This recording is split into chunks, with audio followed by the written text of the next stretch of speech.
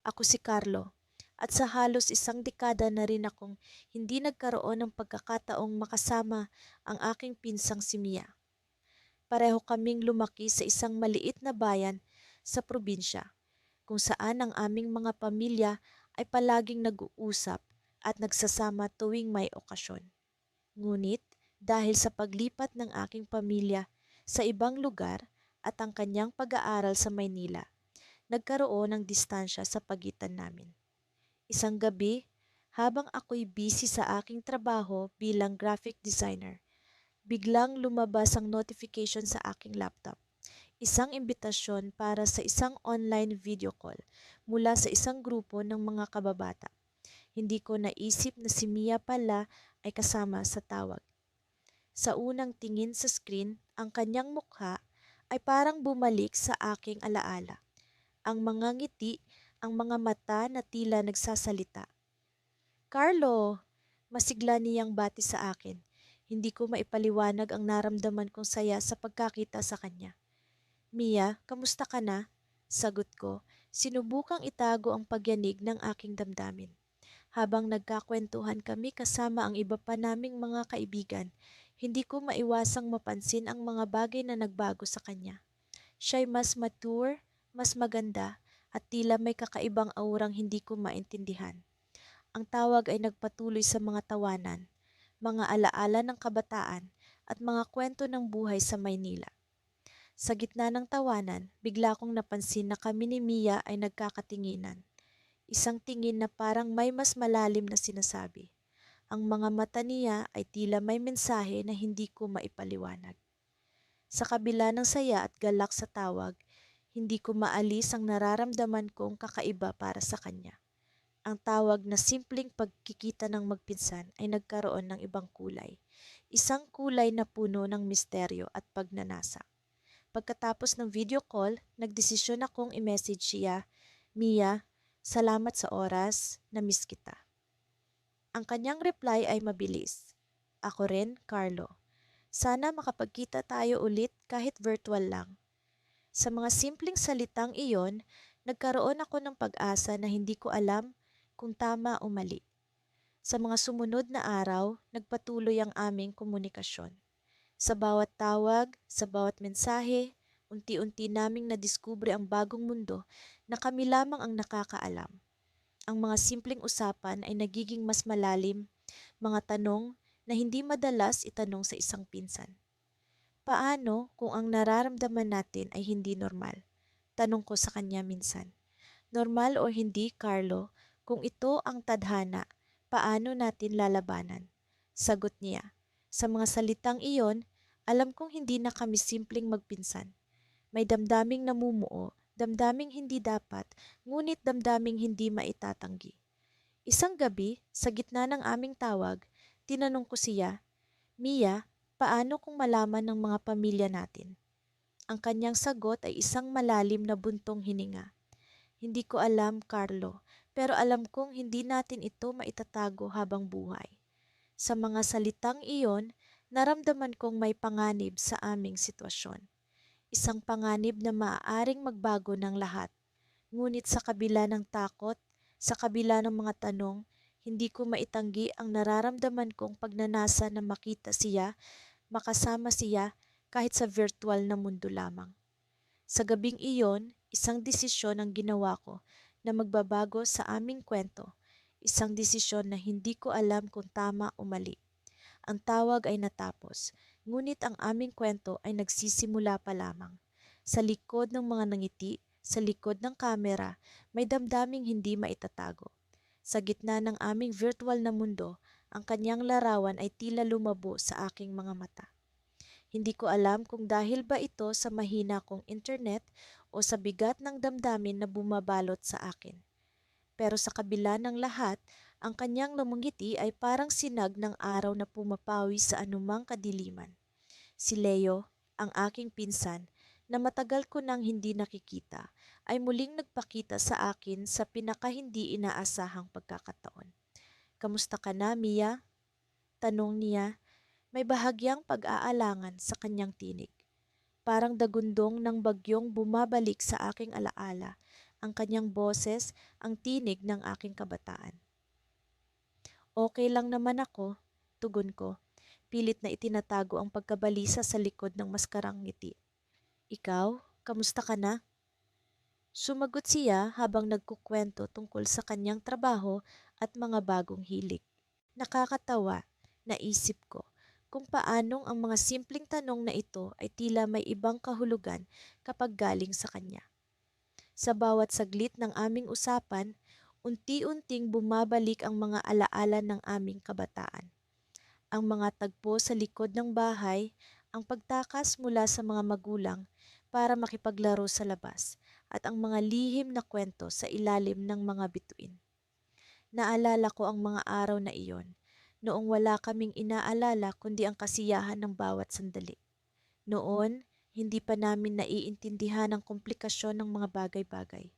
Hindi pa namin alam na ang damdamin ay maaaring magdala ng ganoong klaseng gulo. Ngunit ngayon, sa harap ng screen, alam ko na ang mga bagay na iyon ay hindi na simpleng laro. Habang lumalim ang aming usapan, hindi ko maiwasang itanong ang mga bagay na matagal ko nang gustong itanong. Leo, naalala mo ba? Hindi ko natapos ang tanong dahil sa takot na baka bumalik ang mga alaala ng isang bagay na hindi dapat mangyari. Ngunit siya ang nagpatuloy, "Oh, Mia, naalala ko." May lungkot sa kanyang mga mata, ngunit may kasamang init ang kanyang tinig. Hindi ko makakalimutan ang mga araw na iyon. Sa kanyang mga salita, naramdaman ko ang bigat ng nakaraan. Ang pag-amin ni Leo ay parang pag-uwi sa isang bahay na matagal nang iniwan. Sa kabila ng mga trahedya at pagbabawal, naroon pa rin ang damdamin. Hindi nawala, kundi naghintay lamang sa tamang pagkakataon. Sa isang iglap, naglaho ang takot na matagal ko nang kinikimkim. Leo, alam mo bang minsan iniisip kong bumalik sa dati? Tanong ko, puno ng pag-aalinlangan. Nagbuntong hininga siya bago sumagot.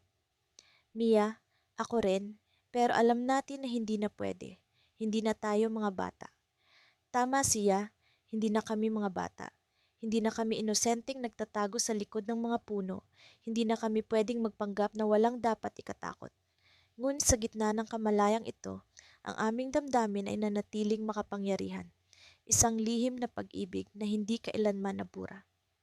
Ang aming video call ay umabot sa punto kung saan kailangan na naming magpaalam.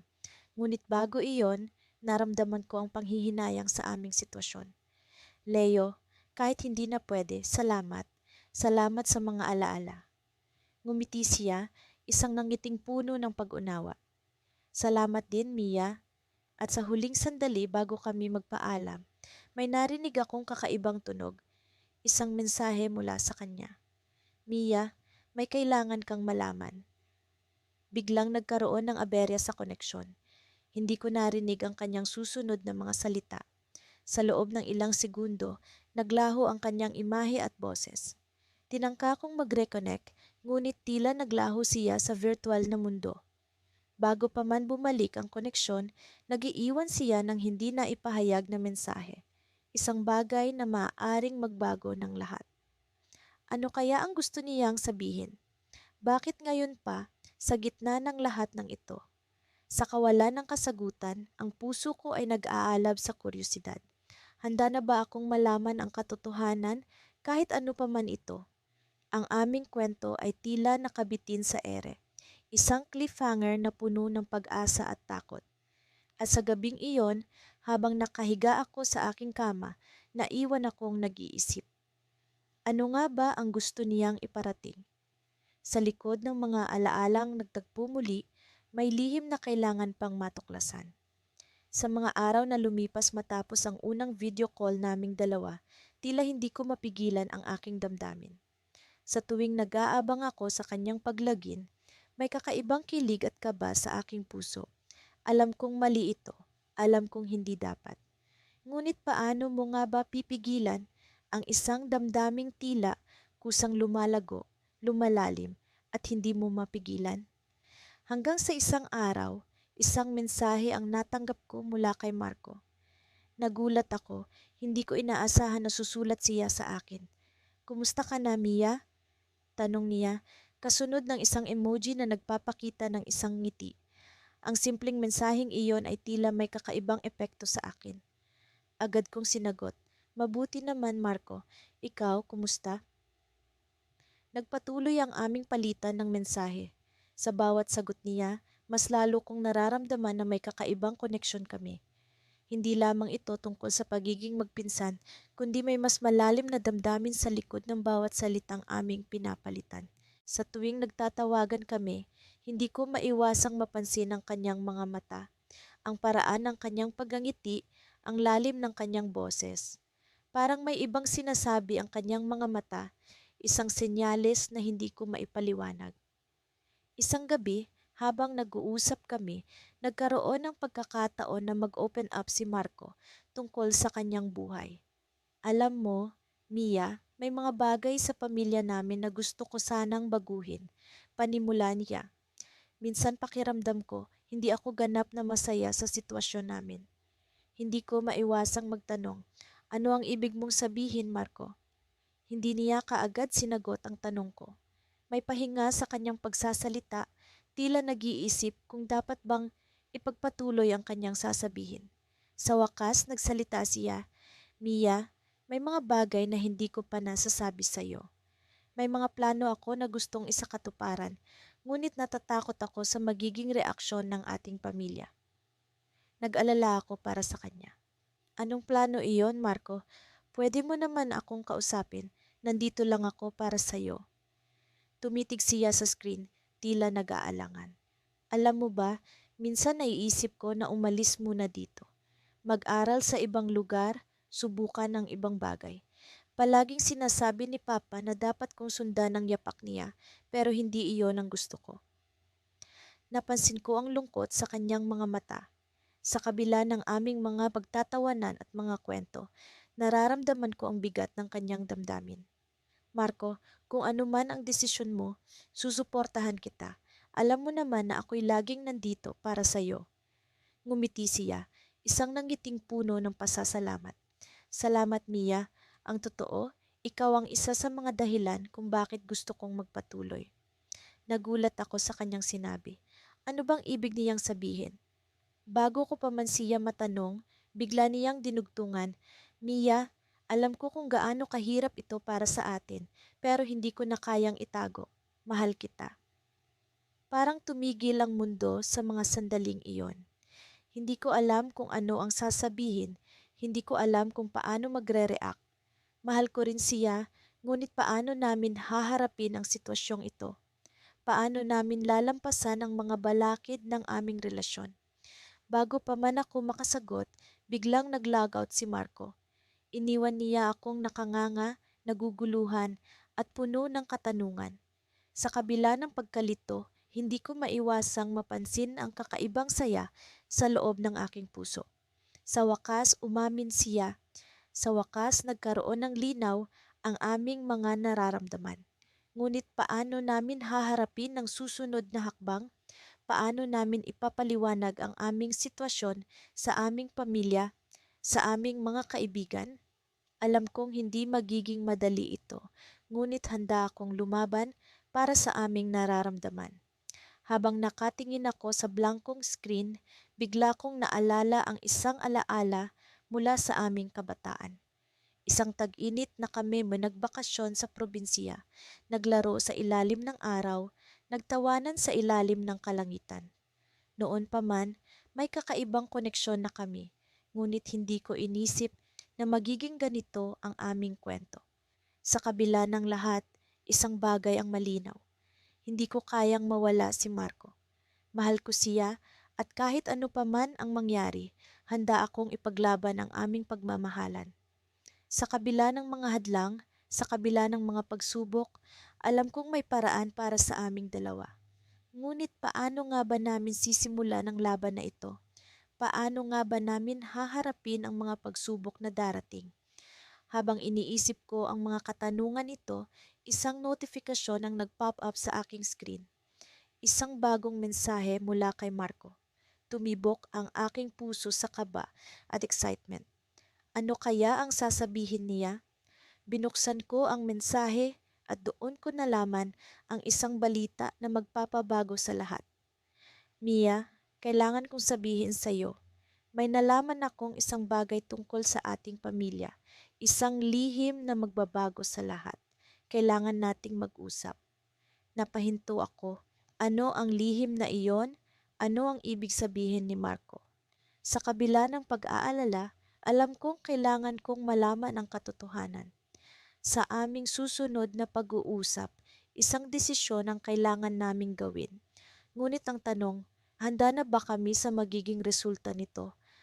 Nagising ako ng maaga. Ang araw ay tila nag-aabang sa likod ng mga ulap, handang sumilip anumang sandali. Ang mga tunog ng umaga sa labas ng aking bintana ay nagbigay ng bahagyang kapanatagan sa aking puso.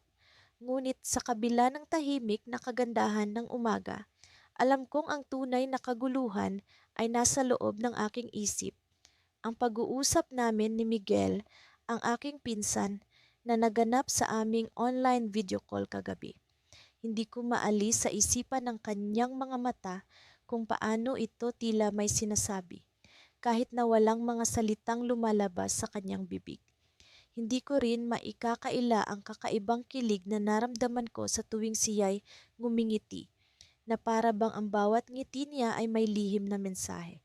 Nagsimula ang aming pag-uusap sa mga simpleng kumustahan. "Kamusta ka na?" tanong niya. Ang kanyang tinig ay may halong saya at pag-aalala. "Mabuti naman," sagot ko. Sinubukan kong itago ang hindi ko maipaliwanag na kaba. Habang patuloy ang aming kwentuhan, naramdaman kong may kakaiba sa mga tanong niya. "Alam mo ba, may mga bagay akong gustong sabihin sa'yo," tanong ni Miguel. Ang kanyang mukha ay may seryosong ekspresyon na tila nag-aanyaya ng mas malalim na usapan. "Anong bagay?" tanong ko. Pilit na pinapakalma ang aking sarili. Hindi ko alam kung handa ba akong marinig ang mga sasabihin niya, ngunit sa isang bahagi ng aking puso, gusto ko ring malaman. Minsan naiisip ko kung ano ba talaga ang nararamdaman ko para sa'yo, sabi ni Miguel. Ang kanyang mga mata ay tila naglalaban sa pagitan ng kaba at pag-asa. Hindi ko alam kung paano sasagutin iyon. Ang aming pamilya ay laging malapit sa isa't isa, ngunit alam kong may mga hangganan na hindi dapat tawirin. Gayunpaman, hindi ko maikakaila na may bahagi rin ng aking puso na tila tumutugon sa kanyang sinasabi. Ang bawalin na damdamin na ito ay tila apoy na palaging nagbabanta na sumiklab. "Miguel, hindi ko alam kung ano ang dapat nating gawin," sagot ko. "Alam mo naman ang sitwasyon natin, hindi ba?" "Oo, alam ko," tugon niya, may lungkot sa kanyang tinig. Pero hindi ko maalis sa isip ko na baka may paraan. "Anong paraan?" tanong ko, ngunit bago pa man niya masagot iyon, isang hindi inaasahang ingay ang pumukaw sa akin. Ang tunog ng mga mensahe na sunod-sunod na pumapasok sa aking telepono. Nakita ko ang pangalan ng aking ina na nagpa-pop up sa screen, kasunod ang mga mensahe mula sa iba naming kamag-anak. "May emergency daw," sabi ni Miguel, na tila nababasa ang aking isip. "Mukhang kailangan nating magpaalam muna." Habang nagmamadali akong mag-ayos, hindi ko maalis sa isip ang huling mga salita ni Miguel. Baka may paraan. Ano ang ibig niyang sabihin? May plano ba siya na hindi ko alam? O ito ba'y simpleng pag-asa lamang na naglalayong lampasan ng mga hadlang na nakapaligid sa amin? Pagkababa ng tawag, ang puso ko ay puno ng tanong. Ang aming pamilya ay tila may dinaranas na krisis, ngunit sa likod nito ay ang mas malaking tanong na bumabalot sa akin. Ano ang susunod para sa amin ni Miguel? Sa labas, ang araw ay sumisilip na sa mga ulap, ngunit sa loob ko'y tila may bagyo na nagbabantang sumalanta. Ang aming pag-uusap ay nagiwan ng tanong na hindi ko alam kung kailan masasagot. Habang patuloy ang aking paglalakad papunta sa lugar kung saan nagaganap ang emergency, nakita ko si Miguel sa hindi kalayuan. Ang kanyang ekspresyon ay puno ng alalahanin, ngunit sa likod ng kanyang mga mata ay ang parehong tanong na bumabagabag sa akin. "Miguel, Ano ba ang nangyayari? Tanong ko nang magtagpo ang aming mga mata. May nangyari kay tita, sagot niya, ang lungkot ay nasa kanyang tinig. Kailangan natin siyang puntahan. Hindi ko na inusisa pa, ang aming pamilya ay nangangailangan ng tulong. At alam kong sa mga ganitong pagkakataon, ang mga damdaming personal ay kailangang isantabi. Ngunit sa likod ng aking isip, ang mga salitang baka may paraan ay patuloy na umaalingaw-ngaw, na parang isang pangako na hindi ko alam kung paano tutuparin. Sa bawat hakbang ko patungo sa aming pamilya, ang puso ko'y tila puno ng mga tanong. Ano nga ba ang susunod para sa amin ni Miguel? Sa gitna ng krisis na ito, may pagkakataon bang ang mga damdamin namin ay magtagumpay laban sa mga hadlang? Habang papalapit kami sa lugar kung saan nagaganap ang emergency, isang twist ang bumungad sa amin. Isang hindi inaasahang bisita na nagdala ng balita na magbabago sa lahat. Ang kanyang mga salita ay tila isang palatandaan ng mas malalim na sikreto na matagal nang nakatago sa aming pamilya. Ang pag-uusap na iyon ay nagbukas ng bagong kabanata na hindi namin inaasahan, isang kwento na puno ng pag-asa ngunit may kasamang panganib. Sa puntong iyon, alam kong ang aming relasyon ni Miguel ay hindi lamang simpleng kwento ng bawal na pag-ibig. Ito'y bahagi ng mas malaking larawan na hindi pa namin lubos na nauunawaan. Ngunit sa kabila ng lahat, ang pag-asa ay hindi nawawala. Baka nga may paraan. Nagsimula ang araw na puno ng pag-asa, ngunit hindi maitatanggi ang kaba sa aking dibdib. Hindi ko pa rin lubos maisip na sa kabila ng lahat ng taon na lumipas, kami ni Angela ay muling nagtagpo, kahit sa isang online video call lamang. Ang teknolohiya ang naging tulay sa pagitan ng aming nakaraan at kasalukuyan, ngunit sa kabila ng kasiyahan, may mga bagay na nag-uudyok sa akin na mag-isip kung tama bang ipagpatuloy ito. Nang magring ang aking telepono, agad kong sinagot ang tawag. Sa screen ay lumitaw ang mukha ni Angela na may ngiti sa kanyang labi na tila ba nagbibigay liwanag sa aking araw. Kumusta, John? Bungad niya at ang kanyang tinig ay parang musika sa aking pandinig. Maayos naman, sagot ko. Pilit na tinatago ang aking kaba. Ikaw, kumusta ka? Matagal na rin tayong hindi nagkakausap. Oo nga, ngunit buti at nagkaroon tayo ng pagkakataon ngayon. Aniya. Ang kanyang mga mata ay naglalaman ng mga tanong at tila may mga lihim na nais niyang ipabatid. Ang dami kong gustong sabihin sa'yo pero hindi ko alam kung saan magsisimula. Nagkaroon ng katahimikan. Para kaming dalawang tao na naglalakad sa manipis na lubid, nag-aalangan kung tama bang ipagpatuloy ang pag-uusap na ito.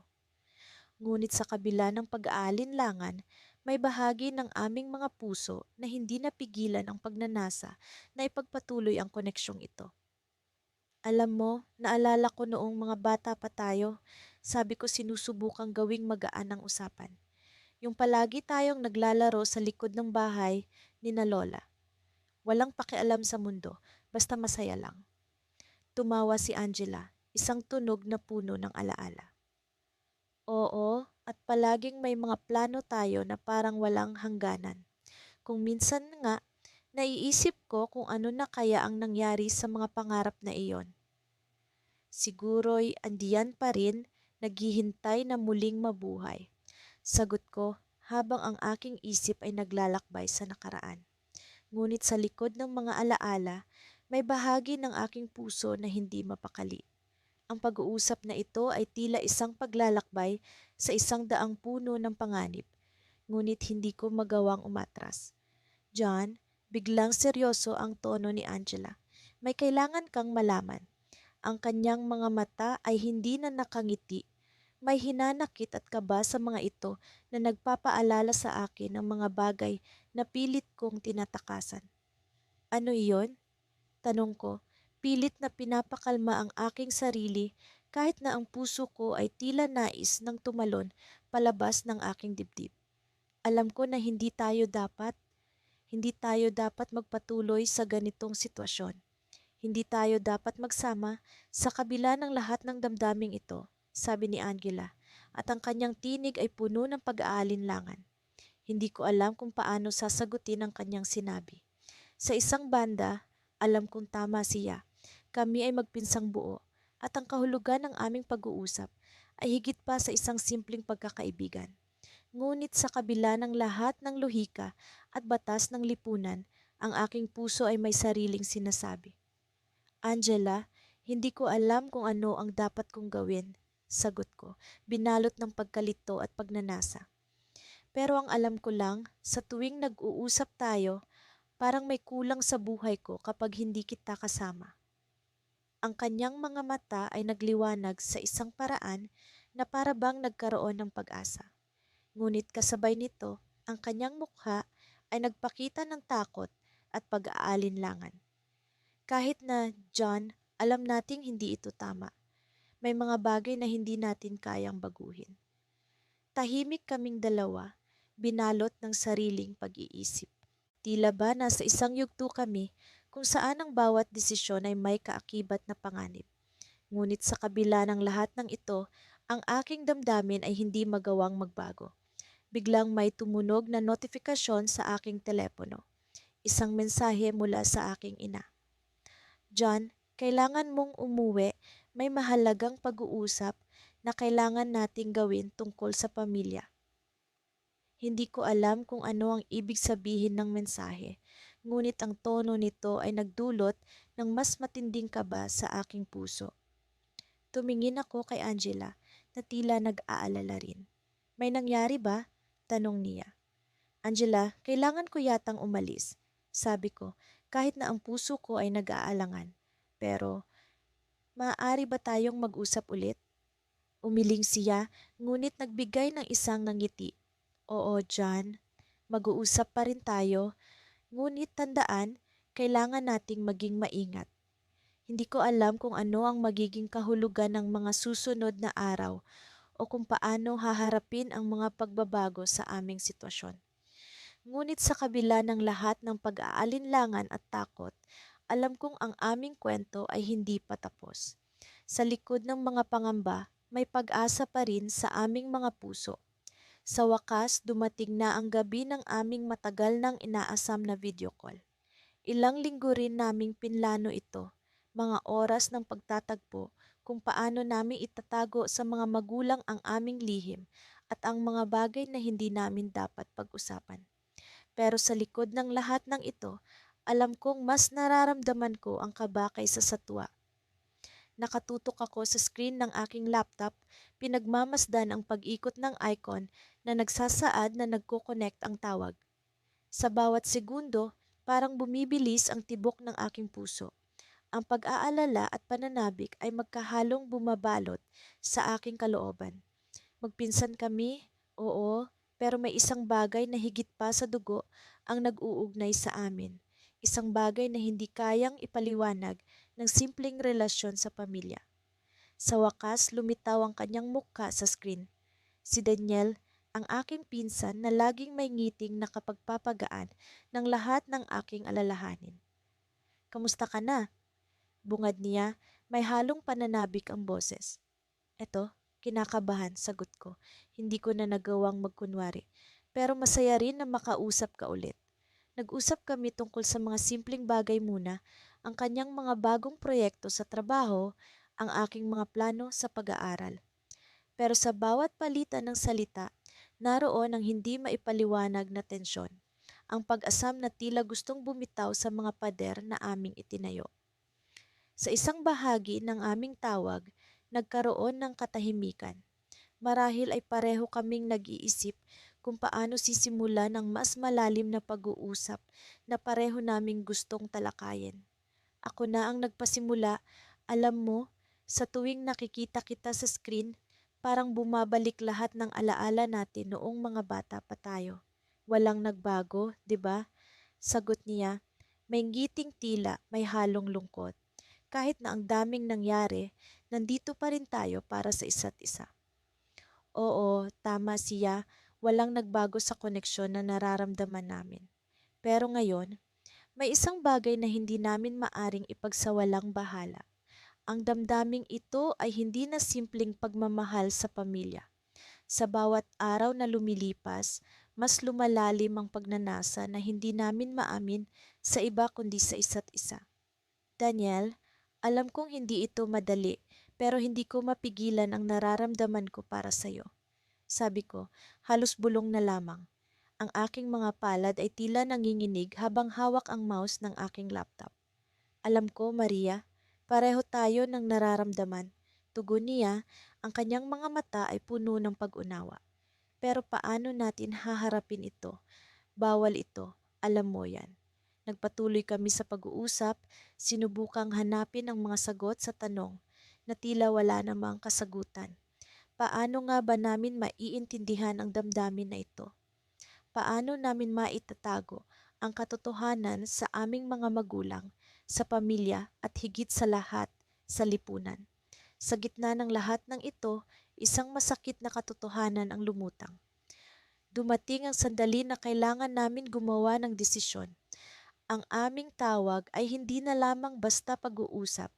Ito ay naging simula ng isang bagay na hindi namin pinangarap mangyari, ngunit alam naming kailangan naming harapin. Maria, may kailangan akong sabihin sa'yo. Embel, bigla niyang sambit, ang kanyang boses ay puno ng pag-aalala. May isang bagay na hindi ko pa nasasabi. Natigilan ako. Sa likod ng kanyang mga salita, naroon ang isang misteryo na tila matagal na niyang tinatago. Ano yun, Daniel? Tanong ko, pilit na pinapakalma ang sarili. May nangyari noong nakaraang buwan. May isang tao na nakakaalam tungkol sa atin. Ang kanyang mga mata ay puno ng takot at pag-aalinlangan. Hindi ko alam kung paano, pero natuklasan nila. Sa sandaling iyon, ang mundo ko ay tila gumuho. Sino ang taong ito? Paano nila nalaman? At ano ang maaaring mangyari kung kumalat ang lihim namin? Anong gagawin natin? Tanong ko, ang aking boses ay puno ng pag-aalala at takot. Hindi ko alam kung paano haharapin ang sitwasyong ito. Hindi ko pa alam, pero kailangan natin maging handa. Sagot niya, ang kanyang mukha ay puno ng determinasyon. Kailangan nating magtulungan para sa lihim na ito. Sa kabila ng takot, naroon ang isang tiyak na determinasyon sa aming mga puso. Alam namin na hindi ito magiging madali, ngunit sa pagpapasya namin na ituloy ang laban na ito, naunawaan namin na ang aming kwento ay hindi pa nagtatapos. Ngunit sa likod ng aming determinasyon, isang tanong ang patuloy na bumabagabag sa akin. Sino ang taong ito at ano ang kanilang balak? Ang pag-asam na malaman ang sagot ay tila isang patibong na maaari naming makaharap sa hindi inaasahang pagkakataon. At sa sandaling iyon, ang aming kwento ay tila nagsisimula pa lamang sa mas komplikado at masalimuot na yugto. Nagsimula ang lahat sa isang simpleng video call. Hindi ko inasahan na ang isang virtual na pag-uusap ay magdadala sa akin sa isang emosyonal na paglalakbay na puno ng pag-aalinlangan at pagnanasa. Ako si Adrian at ilang buwan na rin mula nang magkausap kami ni Lila, ang aking pinsang matagal nang hindi nakita. Hindi ko inaasahan na ang simpleng kamustahan ay magiging masalimuot at puno ng hindi inaasahang damdamin. Habang tumatagal ang pag-uusap namin, parang unti-unting bumabalik ang mga alaala ng aming kabataan. Noong kami mga bata pa, wala kaming pakialam sa mundo. Kami magkaibigan. Ngayon, nagbago na ang lahat. Sa likod ng mga ngiti at tawa sa aming video call, may mga lihim na hindi namin kayang ipahayag. Naalala mo ba noong nanghuli tayo ng tutubi sa likod ng bahay ni Lola? Tanong ni Lila, ang mga mata niya ay nagkikislapan sa tuwa. Oo naman, sino ba naman ang makakalimot sa mga kagat ng lamok na iyon? Sagot ko habang tumatawa. Pero sa loob-loob ko, hindi ko maialis ang bigat na nakadagan sa akin. Alam ko na hindi kami dapat nag-uusap ng ganito. Alam kong mali, pero hindi ko rin mapigilan ang sarili ko. Habang nag-uusap kami, Napansin ko ang mga pagbabago sa kanya. Ang dati niyang mga mata na puno ng inosenteng kislap ay tila may malalim na damdamin na hindi ko maipaliwanag. At sa bawat salita niya, tila may mga sugat na muling bumubukas sa puso ko. Adrian, may aaminin ako, sabi niya bigla. At ang boses niya ay parang isang alon na nagdala ng kaba sa dibdib ko. Anong aaminin mo? Tanong ko, kahit na parang alam ko na ang magiging sagot. Matagal ko nang gustong sabihin ito, pero wala akong lakas ng loob noon. Ngayon hindi ko na kayang itago pa, sabi niya. At sa kanyang mga matay may pahiwatig ng pag-aalala at takot. Ano iyon, Lila? Tanong ko ulit, kahit na ang puso ko'y tila gusto nang kumawala sa kaba. Adrian, mahal kita. Ang mga salitang iyon ay parang mga kidlat na tumama sa akin. Alam kong mali, alam kong hindi dapat, pero ang puso ko'y tila may sariling isip. Hindi ko alam ang isasagot. Gusto kong magsalita. Gusto kong sabihin sa kanya na nararamdaman ko rin iyon, pero hindi ko kayang ipagsapalaran ng lahat. Ang aming pamilya, ang mga taong nasa paligid namin, lahat sila'y magiging hadlang. Adrian, alam kong mahirap ito, pero gusto kong malaman mo na totoo ang nararamdaman ko. Sabi niya habang ang mga mata niya ay puno ng pag-asa.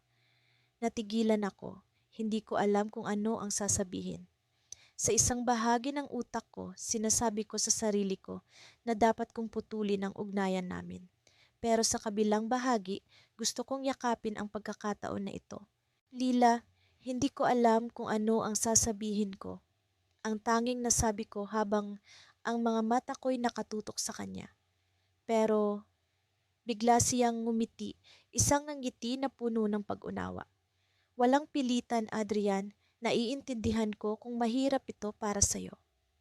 At sa puntong iyon, nagpasya akong itago muna ang nararamdaman ko. Lila, siguro kailangan nating mag-isip-isip muna. Baka kailangan natin ng oras upang pagnilayan ito. Tumango siya at kahit na may bahid ng lungkot ang kanyang mga mata, alam kong naiintindihan niya ako. Oo, siguro nga tama ka, pero sana kahit anong mangyari hindi tayo magkalimutan. Ngumiti ako pilit na tinatago ang sakit na nararamdaman ko. Oo, Lila, kahit anong mangyari, ikaw pa rin ang pinsan kong mahalaga sa akin. Habang nag-uusap kami ng iba pang bagay, hindi ko maiwasang mag-isip. Paano kung may pagkakataon kami sa hinaharap?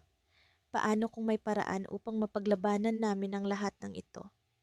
Ang mga tanong na ito'y bumabagabag sa akin at sa pagtatapos ng aming pag-uusap, may isang bagay akong napagtanto. Habang pinapanood kong magpaalam si Lila at unti-unting naglaho ang kanyang mukha sa screen, may narinig akong katok sa pinto ng aking kwarto. Binuksan ko ito at tumambad sa akin ang isang taong hindi ko inaasahang makita roon. Adrian, kailangan nating mag-usap, sabi niya. Ang boses niya ay puno ng seryosong tono at sa kanyang mga matay may kung anong sikreto na halos magpatigil sa pintig ng puso ko. At doon ko napagtanto na ang mga bagay na nangyayari sa paligid namin ay masalimuot kaysa sa aking inaasahan. Sa likod ng mga pinto, may mas malaking kwento na unti-unting nabubunyag. Minsan, ang mga alaala ay parang tubig sa ilog. Patuloy na umaagos, hindi kailanman nagtatagal sa iisang lugar. Sa tuwing tinatahak ko ang daan ng nakaraan, lagi kong natutuklasan ang mga bagay na dati hindi ko napapansin. Sa isang hindi inaasahang pagkakataon, nagtagpo kami muli ni Eliza sa isang online video call. Sa likod ng mga mata niyang tila puno ng lihim, naramdaman kong may mga tanong na hindi pa nasasagot. Kamusta ka na, Alex? Tanong niya habang ang nangiti niya ay tila isang sinag ng araw sa pagitan ng makulimlim na ulap. Okay naman, Eliza, sagot ko, habang ang puso ko'y tila isang tambol na walang tigil sa pag-ugong. Ikaw? Ano na ang mga nangyari sa'yo? Nagsimula siyang magkwento ng mga karanasan niya sa kolehiyo, ang mga bagong kaibigan, at ang mga pangarap na unti-unti niyang tinutupad. Habang nakikinig ako, hindi ko maiwasang mapansin ang mga pagbabago sa kanya. Ang dating batang babae na palaging takot magkamali, ngayoy puno na ng tapang at kumpiyansa. Ngunit sa kabila ng mga kwento niyang puno ng kasiyahan, may mga saglit na tila may lungkot sa kanyang mga mata. Alex, naalala mo ba noong huli tayong nagkita? Tanong niya bigla, tila may hinahanap na kasagutan. Oo, Eliza, ang huling tagpo natin sa bahay ng lolo at lola. Hindi ko makakalimutan iyon. Tugon ko habang bumabalik sa akin ang alaala ng gabing iyon. Ang mga tawanan at kwentuhan sa ilalim ng mga kumikinang na bituin at ang sandaling iyon na tila nagsimula ang lahat ng komplikasyon. May gusto akong itanong sa'yo, sabi niya habang ang tono ng kanyang boses ay nagbago. Noong gabing iyon, ano ba talaga ang nararamdaman mo para sa akin? Bigla akong natigilan. Ang tanong na iyon ay hindi ko inaasahan, ngunit sa loob ng matagal na panahon, ito ang tanong na hindi ko rin maamin sa sarili kong isipan. Paano ko nga ba ipapaliwanag ang damdaming nararamdaman ko sa pagitan ng pag-iingat at pagnanasa? Elisa, hindi ko alam kung paano ko sasabihin ito nang hindi magulo ang lahat. Sabi ko, habang pilit na hinahanap ang tamang salita. Pero palaging may espesyal na lugar ka sa puso ko. Tahimik siya sa loob ng ilang segundo na para bang sinasala ang bawat salitang sinabi ko. Sa likod ng kanyang mga mata, nakita ko ang isang pag-unawang matagal nang hinihintay na maipahayag. Ngunit sa kabila ng lahat ng ito, alam ko sa likod ng mga ngiti, may mga balakid na hindi madaling lampasan. Alex, alam ko na hindi madali ito. Alam ko na maraming mga tao ang hindi maiintindihan ang tungkol sa atin, sabi niya, habang ang boses niya ay puno ng pag-aalinlangan. Ngunit ano ang gagawin natin? Sa sandaling iyon, naramdaman ko ang bigat ng mundo sa aking mga balikat. Ang pagmamahala namin ay tila isang lihim na hindi maipahayag, isang damdaming nagbabanta na pumutok sa ilalim ng presyo ng lipunan at pamilya. Sa kabila ng pagnanasa naming ipaglaban ito, ang takot ay palaging naroroon. Bigla kong naisip ang isang bagay na matagal ko nang iniwasan. Ang isang lihim na hindi ko inaasahan na makakagulo sa lahat ng ito. Elisa, may kailangan kang malaman, sabi ko, habang ang mga salita ay tila mga bato sa aking lalamunan. May ginawa akong hindi ko na kayang itago. Noong huli tayong magkita, may isang bagay akong nalaman na bumago sa lahat ng ito. Hindi ko alam kung paano ko sasabihin sa'yo, pero may ipinahayag sa akin si tita na hindi ko inaasahan. Nakita ko ang pag-aalala sa mga mata ni Elisa. Ano ang ibig mong sabihin, Alex? Elisa, noong gabing iyon, nalaman ko na hindi tayo magpinsang buo. May lihim sa ating pamilya na matagal nang ikinubli, sabi ko, habang nakikita ko ang pagkagulat sa kanyang muka. Ang ina mo ay hindi kapatid ng ama ko. Hindi tayo magkadugo. Tahimik siya, tila hindi makapaniwala. Sa sandaling iyon, ang damdamin namin para sa isa't isa ay tila nagkaroon ng bagong pag-asa. Ngunit kasabay nito, may bagong takot na bumalot sa amin. Kung ganon, ano ang ibig sabihin nito para sa atin? Tanong niya, habang ang mga mata niya ay puno ng pag-asa at takot. Hindi ko alam ang sagot. Sa kabila ng bagong kaalaman, ang pagmamahala namin ay puno pa rin ng mga pagsubok. Ngunit sa sandaling iyon, alam ko na kahit anong mangyari, handa akong ipaglaban ang damdaming ito. Sa likod ng screen, sa pagitan ng mga pixel at koneksyon, nakita ko ang isang bagong simula. Ngunit kasabay nito, isang bagong hamon ang bumabalot sa amin, isang cliffhanger na hindi namin alam kung paano haharapin. Ngunit sa kabila ng lahat ng ito, alam ko na ang pagmamahalan namin ay hindi basta-basta matatapos. Ito ay isang kwento na kakailanganin naming isulat ng magkasama. Sa bawat tunog ng pagring ng aking telepono, tila bumibilis ang tibok ng puso ko. Hindi ko maalis sa isip ang aming huling pag-uusap ni Miguel. Ang mga salitang binitiwan niya ay parang pilit na nakatanim sa aking isipan, paulit-ulit na bumabalik sa tuwing mag-isa ako. Ngayong gabi, sa kabila ng mga agam-agam at takot, muli kaming mag-uusap sa isang video call. Sa tuwing nagkikita kami sa kamera, nararamdaman ko ang kakaibang koneksyon na hindi naglalaho sa kabila ng distansya at oras. Kamusta ka naman, Ana? Tanong ni Miguel habang nakangiti sa kamera. Napansin ko ang liwanag sa kanyang mga mata, tila may iniingatang sikreto na nais niyang ibahagi. Mabuti naman, Miguel. Ikaw? Parang may masaya kang balita, sagot ko, hindi maiwasang mapangiti rin sa kanyang saya. Hindi naman masyado, pero may gusto akong sabihin sa'yo, tugon niya. Biglang naging seryoso ang kanyang tingin. Kumakabog ang aking dibdib, hindi ko alam kung ano ang susunod niyang sasabihin. Nagkaroon kami ng sandaling katahimikan, tila nag-aalinlangan siya kung paano sisimula ng kanyang sasabihin. Ako naman ay umaasa na hindi ito ang inaasahan kong mangyari, ang pag-amin ng nararamdaman namin sa isa't isa. Sa kabila ng aming pagiging magpinsan, hindi namin maiwasan ang nararamdaman na tila ba pag-ibig na higit pa sa dapat. Ana, alam mo ba yung pakiramdam na may isang bagay na mali pero hindi mo mapigilan ang sarili mong sundan? Tanong ni Miguel, halatang nag-aalinlangan sa kanyang mga salita. Oo, Miguel, alam ko yan, sabi ko, hindi ko na maitago ang pag-aalala at excitement sa aking tinig. Naisip ko na kahit gaano pa kahirap, gusto kong sundan kung ano ang nararamdaman ko.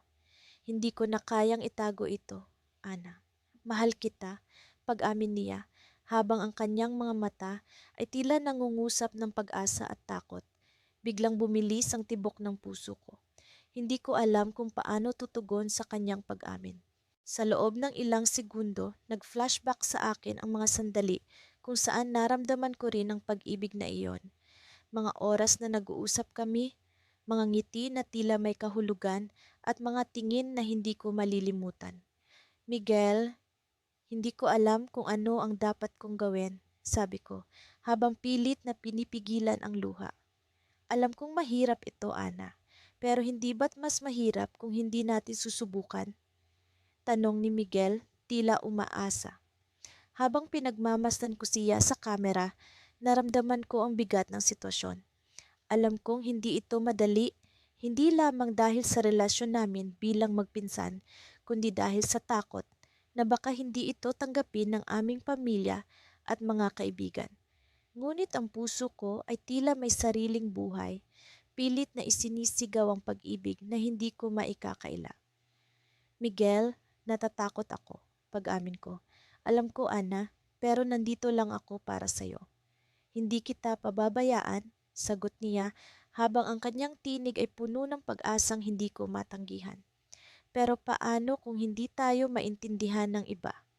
Tanong ko halatang nag-aalala. Minsan kailangan nating piliin ang sarili nating kaligayahan kahit na mahirap, sagot niya tila may kasiguraduhan. Isang malalim na paghinga ang ginawa ko, pilit na iniisip kung ano ang susunod na hakbang. Sa kabila ng pag-aalala, naramdaman ko ang kapanatagan sa kanyang mga salita. Ngunit sa likod ng aking isipan, may bumabagabag na tanong. Ano nga ba ang mangyayari kung magtuloy-tuloy kami sa ganitong sitwasyon? Kung ganon, Miguel, handa akong subukan, sabi ko, habang ang aking puso ay puno ng kaba. Mabuti naman, Ana. Hindi ko alam kung ano ang mangyayari, pero alam kong kasama kita, sagot niya habang ang kanyang bangiti ay nagbigay sa akin ng lakas. Ngunit bago pa man namin maipagpatuloy ang aming pag-uusap, biglang may tumunog na alert sa aking telepono. Isang mensahe mula sa aking ina. Ana, kailangan mong bumalik sa probinsya. May mahalaga tayong pag-uusapan. Napatingin ako kay Miguel, hindi alam kung ano ang ibig sabihin ng mensahe. Ang mga mata niya ay puno ng pag-aalala, tila alam din niya na may malaking bagay na mangyayari.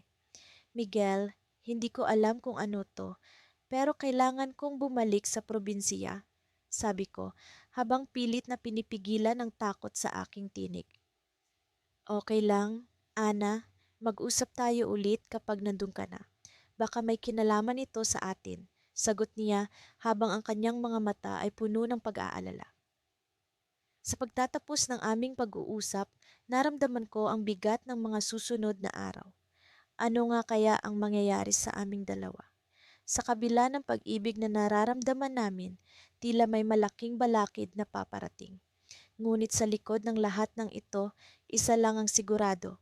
Hindi ko iiwan si Miguel kahit ano pa ang mangyari. Minsan sa buhay natin, may mga sandaling tila pangkaraniwan ngunit biglang nagiging makabuluhan sa isang iglap. Ang mga sandaling hindi mo inaakalang magbabago sa takbo ng iyong buhay at sa mga nararamdaman mo. Noong gabi na iyon, habang nakatitig ako sa screen ng aking laptop, ramdam ko ang pagdaloy ng emosyon sa bawat himaymay ng aking pagkatao. Ang video call na ito ay naging tulay sa pagitan ng aking nakaraan at kasalukuyan, sa pagitan ng kung sino ako noon at kung sino ako ngayon. Kamusta ka na, Lia? Tanong ni Mark, ang aking pinsang matagal nang hindi nakikita. Ang kanyang tinig ay may halong pag-aalala at saya. Sa kabila ng ilang taon na hindi kami nagkita, parang kahapon lang ang huling pagkikita namin.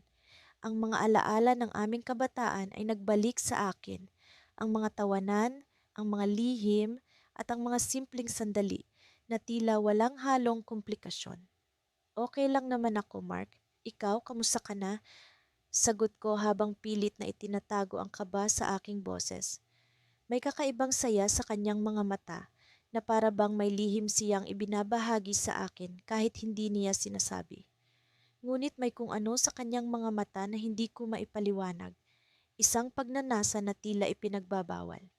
Alam mo ba, Lia, matagal ko nang gustong makipag-usap sa'yo. Pero, ewan ko, natakot ako na baka hindi na tayo pareho tulad ng dati. Ang kanyang mga salita ay may halong pag-aalinlangan at pananabik. Sa kabila ng distansya at panahon na lumipas, may bahagi pa rin ng puso ko na naglalayag pabalik sa kanya. Ang damdaming iyon na tila mali pero hindi ko maikaila. Pareho pa rin naman ako, Mark.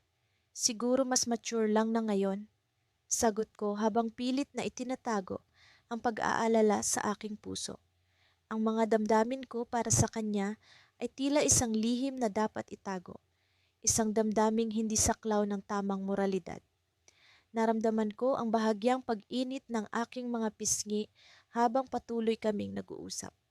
Ang simpleng kamustahan ay nauwi sa mga alaala ng aming kabataan, ang mga lihim na pag-uusap sa ilalim ng buwan, ang mga sandaling kami lang ang magkasama.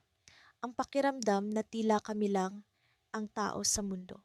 Ngunit sa likod ng mga alaala, alam kong may hangganan ang lahat, isang hangganan na hindi dapat tawirin. Lia, naalala mo ba noong huli tayong nagkita? Tanong ni Mark at ang kanyang tinig ay tila naglalayag pabalik sa nakaraan. Yung gabi na naglakad tayo sa tabing dagat? Oo, naalala ko pa, sagot ko habang pilit na itinatago ang pag-aalala. Ang gabing iyon ay puno ng mga hindi nasabing salita, mga damdaming hindi maipaliwanag. Ang hangin ay malamig, ngunit ang bawat hakbang namin sa buhangin ay puno ng init na nagmumula sa aming mga puso. Tila ang saya-saya natin noon, hindi ba? Parang walang problema, walang iniintindi, walang hangganan. Ang kanyang tinig ay puno ng pananabik at panghihinayang. Ramdam ko ang pag-aalinlangan sa kanyang mga salita, ang pag-aasam na sana ay hindi nagbago ang lahat. Pero alam mo, Mark, hindi naman natin mababago ang nakaraan. Sagot ko habang pilit na itinatago ang kirot sa aking puso. Alam kong ang damdamin ko para sa kanya ay hindi dapat magpatuloy, ngunit sa likod ng aking isipan, may bahagi ng puso ko na umaasa pa rin. Lia, gusto kong sabihin sa'yo, ang kanyang tinig ay puno ng pag-aalala. Alam kong may sasabihin siya, isang bagay na maaaring magbago sa takbo ng aming buhay. Ngunit bago pa man siya makapagpatuloy, isang ingay ang pumuno sa background ng kanyang video call. Isang ingay na tila musika sa aking pandinig, ngunit may kakaibang mensahe. Mark, ano yan? Tanong ko habang pilit na iniintindi ang naririnig. Ang kanyang mukha ay nagbago. Ang saya sa kanyang mga mata ay napalitan ng pag-aalala. Lia, may kailangan akong sabihin sa'yo. Ang kanyang tinig ay puno ng takot. Ang ingay sa background ay tila musika na sumasabay sa aming pag-uusap, ngunit may kakaibang mensahe. Ramdam ko ang kaba sa aking puso, ang takot na baka ang sandali naming ito ay magwakas ng hindi inaasahan. Biglang naputol ang video call at ang screen ay naging itim. Ang puso ko ay tila tumigil sa pagdaloy ng dugo. Ang takot ay bumalot sa akin. Ano ang ibig sabihin ng kanyang mga salita? Ano ang mensaheng nais niyang iparating? Sa likod ng aking isipan, alam kong may lihim na nakatago, isang lihim na maaaring magbago sa takbo ng aming buhay. Sa kabila ng pag-aalala, may bahagi ng puso ko na umaasa pa rin. Umaasa na sa susunod na video call, malalaman ko ang katotohanan. Ngunit sa ngayon, ang mga tanong ay nananatiling walang sagot. At doon, sa tahimik na gabi, alam kong ang kwento namin ni Mark ay hindi pa tapos, isang kwento na puno ng pagnanasa, ng mga lihim at ng mga pag-asa. Ngunit sa likod ng bawat salita, ang aming kwento ay nananatiling isang misteryo, isang kwento na puno ng pag-asa at takot. Hindi ko alam kung paano magsisimula. Ang dami-dami kong gustong sabihin, pero tila lahat ng salita ay nagkakanda-tali-tali sa lalamunan ko. Sa harap ng screen, habang unti-unting naglo-load ang aming video call, pakiramdam ko'y bumabalik sa akin ang lahat ng alaala. Mga tawanan, mga lihim, mga sandaling akala ko'y hindi na muling mauulit. Si Miguel, ang aking pinsan, ang kaisa-isang taong hindi ko inaasahan na makakausap ko muli sa ganitong paraan. Matagal na ang aming huling pagkikita sa personal at ang tadhana ay tila naglaro sa aming dalawa upang ipagpatuloy ang kwento namin sa pamamagitan ng teknolohiya. Ngunit ang kwento namin ay hindi isang simpleng kwento ng pagkakaibigan. Hindi ito isang karaniwang relasyon ng magpinsang lumaki ng magkasama. Kamusta ka na, Lara?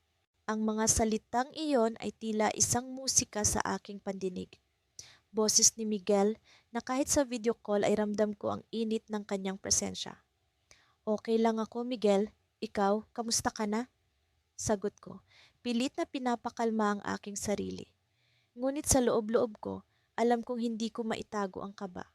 Ang kaba na dulot ng mga damdaming matagal ko nang itinatago. Ang damdaming hindi dapat, ngunit naroon, lumalaban. Sinasakal ang puso ko sa tuwing nakikita ko siya. Nasa Manila na ako, nakahanap ng trabaho. Pero miss na kita, Lara. Iba talaga pagkasama kita. Sabi ni Miguel, may bahagyang nangiti sa kanyang labi. Ang nangiting iyon, ang mga mata niyang tila laging nag-aanyaya ng kasayahan at pag-asa. Matagal ko nang kinakatakutan ang sandaling ito.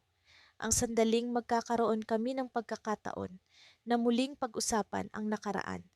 Ang sandaling magbabalik ang mga damdamin na akala ko'y naabaon na. Miguel, alam mo namang hindi dapat, sabi ko, pilit na pinatutunayan sa sarili na kaya ko itong harapin. Ngunit sa kabila ng aking mga salita, ramdam ko ang pagdugtong ng pag-asa sa bawat pintig ng puso ko. Pero bakit ba natin pinipigilan ang sarili natin? Lara, hindi ko kayang mawala ka sa buhay ko. Ang kanyang mga matay nagsusumamo, tila nangungusap na huwag ko siyang iwan. Ang mga sandaling ito'y hindi ko inaasahan na magiging ganito kasakit. Ang tadhanay, tila nananadya, hinahamon, ang aming mga prinsipyo sa pagkakataong ito. Ang aming mga pamilya, ang lipunan, lahat ng ito'y tila nagiging hadlang para sa damdaming hindi namin maipaliwanag. Miguel, alam mo kung bakit. Sinabi ko ito nang may puot sa aking damdamin, hindi para sa kanya, kundi para sa sitwasyon, para sa komplikasyon na dala ng aming relasyon, para sa katotohanang hindi kami maaaring magpatuloy. Alam ko, Lara, Pero hindi naman natin kailangan ng basbas ng mundo para maging masaya, 'di ba? Hindi ko alam kung tama siya. Sa pagkakataong ito, hindi ko alam kung paano tutugunan ang kanyang mga salita. Ang bawat mensahe, tila nag-uudyok sa akin na gumawa ng desisyon. Miguel, hindi ko alam, ang hirap. Ang tanging nasabi ko, tila nawawala na ng lakas na ipaglaban pa ang katwiran. At sa gitna ng aming pag-uusap, biglang may narinig akong isang kakaibang tunog mula sa background ni Miguel. Isang pamilyar na boses, isang tawag na hindi ko inaasahan. Miguel, sino yan? Tanong ko, agad na nagkaroon ng kaba sa dibdib. Sino ang nasa likod ng kanyang screen? Ah, wala, Lara. Sandali lang ha. Sabi ni Miguel, na tila nag-aalala na hindi ko dapat marinig ang boses na iyon. Miguel, huwag mo akong lukuhin. Sino yan? Pilit kong itinatanong. Alam kong may malalim na dahilan kung bakit tila nagmamadali si Miguel na itago ang boses na iyon. At sa sandaling iyon, ang twist na hindi ko inaasahan. Ang boses na iyon ay hindi lamang basta-basta boses. Isa itong boses na kilala ko. Isang tao na hindi ko inaasahan na makikita ko sa ganitong paraan. Lara, si Andrea to, sabi ng boses na nagbigay ng kilabot sa akin. Si Andrea ang dati kong matalik na kaibigan. Ang taong naging bahagi ng aming nakaraan. Ang taong nagbigay sa akin ng dahilan para mag-isip ng 2 beses tungkol sa aking nararamdaman para kay Miguel. At sa sandaling iyon, ang mundo ko'y tila nagulo. Ang damdaming akala ko'y simple lang ay biglang nagkaroon ng mas komplikadong kahulugan. Paano ko sasalubungin ang pagkakataong ito? Paano ko haharapin ang katotohanang may ibang tao sa sitwasyong ito? Ang aming kwento'y tila hindi pa tapos. At ang twist na ito'y nag-iwan ng tanong sa aking puso. Ano nga ba ang dapat kong gawin?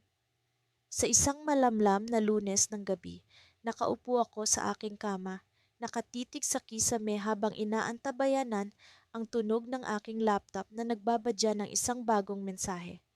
Ang oras ay tila dumudulas sa pagitan ng aking mga daliri, habang ang aking isipan ay puno ng magulong damdamin.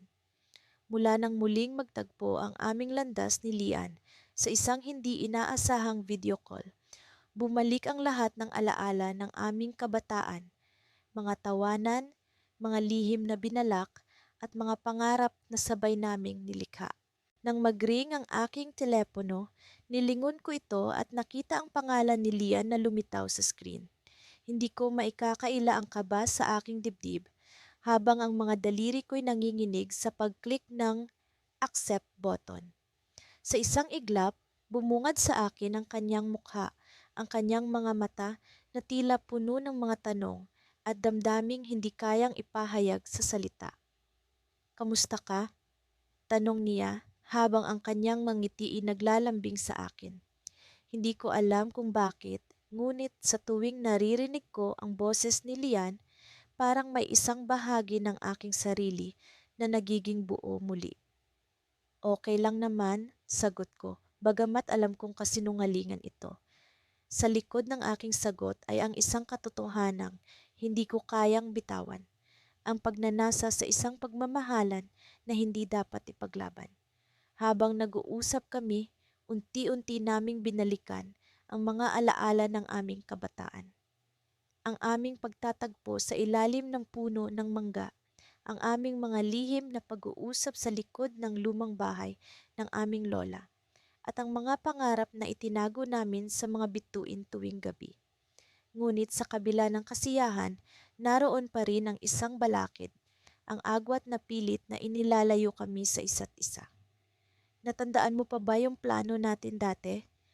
Tanong ko habang ang aking isipan ay naglakbay pabalik sa nakaraan.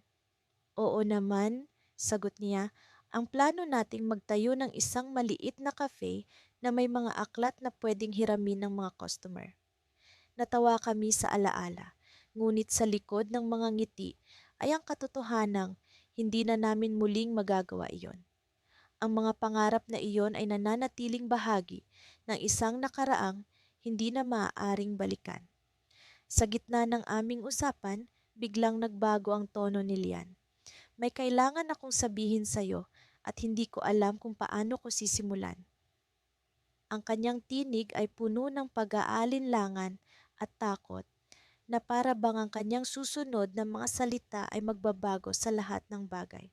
Ang aking puso ay tumigil sa pagtibok ng isang segundo habang ang aking isipan ay naglaro sa iba't ibang posibilidad. Ano yon? Tanong ko, bagamat ang aking tinig ay puno ng kaba. May naganap na hindi mo alam. Simula niya habang ang kanyang mga matay nakatuon sa akin. Nung huling beses na nagkita tayo, may isang lihim akong tinago sa'yo. Sa kanyang mga salita, naramdaman ko ang bigat ng mundo na bumagsak sa aking mga balikat.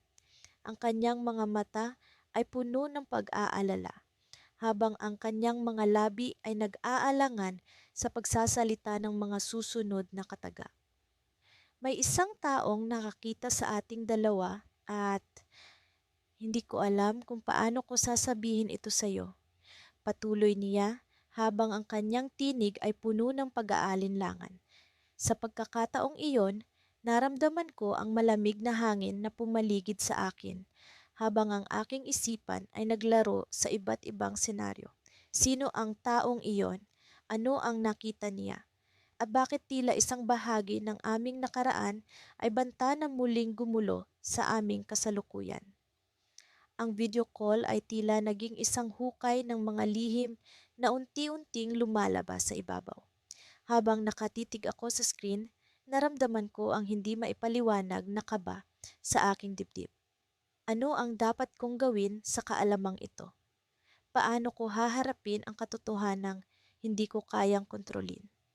Bago pa man ako makapagsalita, biglang nagring ang telepono ni Lian. Ang kanyang mga mata ay nagulat habang mabilis niyang tiningnan ang tumatawag. Sandali lang, kailangan kong sagutin ito, sabi niya, at bago ko pa man maitanong kung sino ang nasa kabilang linya, nawala siya sa screen. Naiwan akong nag-iisa habang ang aking puso ay tumitibok ng mabilis. Sa likod ng mga tanong at takot, naroon ang isang damdamin na hindi ko kayang ipaliwanag. Sino ang nasa kabilang linya? At bakit parang ang bawat segundo ay tila naglalapit sa amin sa isang hindi inaasahang pagkatuklas ng katotohanan? Habang ang screen ay nananatiling blanko, naramdaman ko ang malamig na hangin na pumaligid sa akin. Tila isang misteryo na hindi ko pa kayang lutasin. Ngunit alam kong sa sandaling bumalik si Lian, muling magtatagpo ang aming mga landas sa isang paglalakbay na puno ng pag-aalinlangan at pag-asa.